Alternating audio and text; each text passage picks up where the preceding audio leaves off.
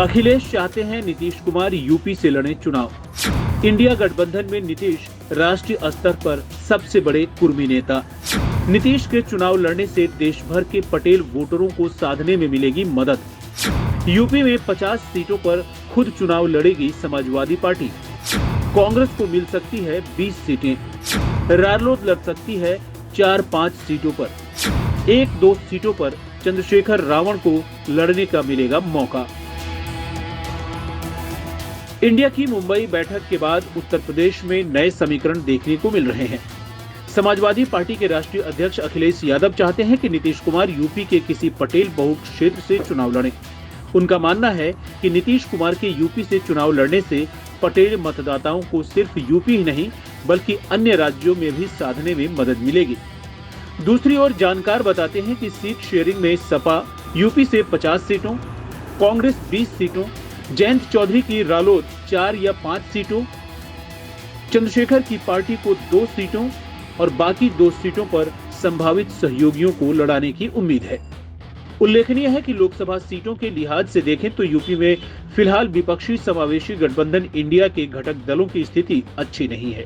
लोकसभा में भाजपा के बाद सबसे बड़े दल कांग्रेस के पास यूपी में मात्र 1 सीट रायबरेली है। वर्ष 2019 के चुनाव में सपा को 5 सीटें मिली थी और बाद में इनमें से 2 सीटें आजमगढ़ और रामपुर उसने उपचुनाव में खो दी। इस तरह से वर्तमान में सपा के पास मैनपुरी, मुरादाबाद और संभल लोकसभा 3 सीटें ही हैं। रालोद और अन्य सहयोगी दल यहां शून्य पर हैं। विधानसभा चुनाव के लिहाज से देखें तो सपा यहां भाजपा के बाद दूसरी सबसे बड़ी ताकत है, जिसके नाते उसके नेता चाहते हैं कि लोकसभा चुनाव में उनके पक्ष को तरजीह मिले। वहीं राजनीतिक सूत्रों के अनुसार सीटों के मुद्दे पर मंथन चक्र में कांग्रेस के नेताओं का तर्क है कि विधानसभा और लोकसभा चुनाव की प्रकृति अलग अलग है। इसे ऐसे भी समझा जा सकता है कि वर्ष 2014 में जब यूपी में सपा की सरकार थी तब लोकसभा में उसे मात्र 5 सीटें ही मिली थी।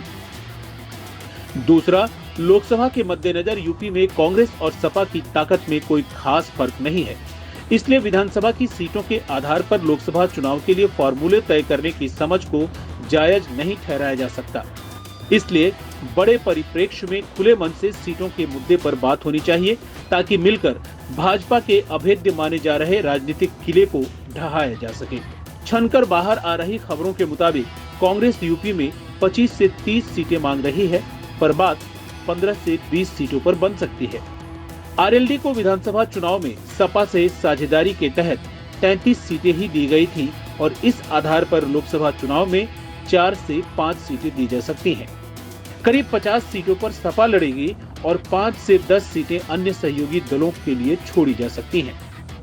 अन्य सहयोगी दलों के लिए इंडिया की विशेष रणनीति के तहत पश्चिम में चंद्रशेखर आजाद की आजाद समाज पार्टी के भी 1-2 नेताओं को चुनाव लड़ाया जा सकता है। कुर्मी मतदाताओं को लुभाने के लिए नीतीश कुमार को भी पूर्वांचल से लड़ाने के लिए गंभीरता से विचार चल रहा है। तृणमूल कांग्रेस को भी 1 सीट दिए जाने की चर्चा जोरों पर है। सूत्रों के मुताबिक सीटों पर प्रत्याशी की आधिकारिक घोषणा करने से पूर्व भाजपा के टिकट देने के समीकरणों को भी ध्यान में रखा जाएगा, इसलिए सीटवार चेहरे घोषित करने में कोई जल्दबाजी नहीं की जाएगी।